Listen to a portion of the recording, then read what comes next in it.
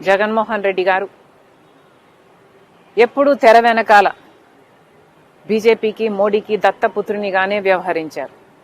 అక్రమ పొత్తు పెట్టుకున్నారు. రాజశేఖర్ రెడ్డి గారు కొడుకయ్యుండి ఏ బీజేపీ పార్టీనైతే రాజశేఖర్ రెడ్డి గారు అంతగా వ్యతిరేకించారు.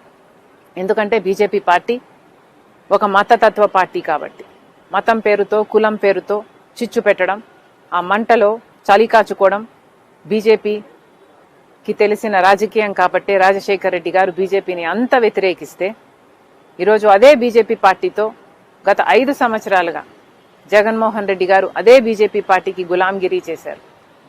మరి జగన్మోహన్ రెడ్డి గారు రాజశేఖర్ రెడ్డి గారి ఆశయాలను నిలబెట్టేవాడు ఎలా అవుతాడో ప్రజలు ఆలోచన చేయాలి. జగన్మోహన్ రెడ్డి గారు ఈ రోజుకి కూడా గొప్పగా చెప్పుకుంటున్నారు, మాకు ఇంత శాతం ఓట్లు వచ్చాయి ఆంధ్ర రాష్ట్రంలో అని.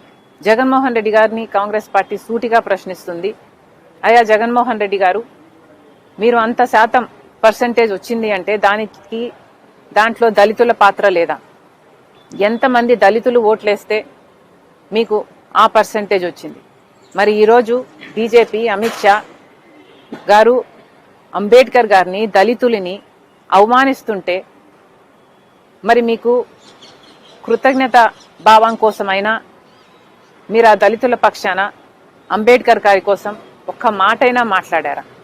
ఈరోజు కులగణన చేయమని కాంగ్రెస్ పార్టీ డిమాండ్ చేస్తుంది.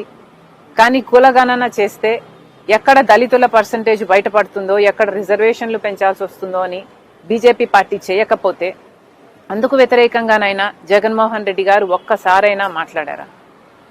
దళితులకు సమాధానం చెప్పాల్సిన అవసరం జగన్మోహన్ రెడ్డి గారికి ఉంది. 175 అడుగుల అంబేద్కర్ స్టాచ్యూ కట్టేస్తే సరిపోతుందా? దళితుల పక్షాన నిలబడాల్సిన అవసరం లేదా? అసలు దళితులే అంటరాని వారిగా దళితుల అభివృద్ధిని అంతగా తొక్కేయాలని చూస్తున్న బీజేపీ పార్టీతో మీరు అక్రమ పొత్తు పెట్టుకున్నారు. తెర వెనకాల మద్దతు ఇస్తూనే వచ్చారు. ఆఖరికి అంబేద్కర్ గారికి జరిగిన అవమానం కొద్దీ మొన్న పార్లమెంట్లో ఫ్లోర్ ఆఫ్ ద హౌస్ లో కూడా అవమానం జరిగితే ఒక్క కాంగ్రెస్ పార్టీ కొట్లాడింది తప్ప టీడీపీ గాని వైసీపీ గాని ఒక్క మాట కూడా మాట్లాడలేదు. ఆఖరికి మన రాష్ట్రంలోనే తీసుకుంటే ఒక జగన్మోహన్ రెడ్డి గారు మాట్లాడకపోగా కనీసం తన ఎంపీలు ఎమ్మెల్యేల చేత కూడా మాట్లాడించలేదు. మరి ఇది అన్యాయం కాదా అని అడుగుతున్నాం.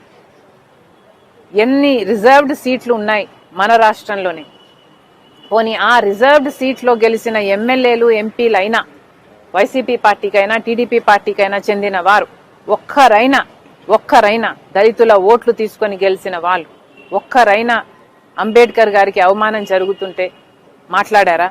దళితుల పక్షాన నిలబడ్డారా? మన రాజ్యాంగాన్ని రూపొందించిన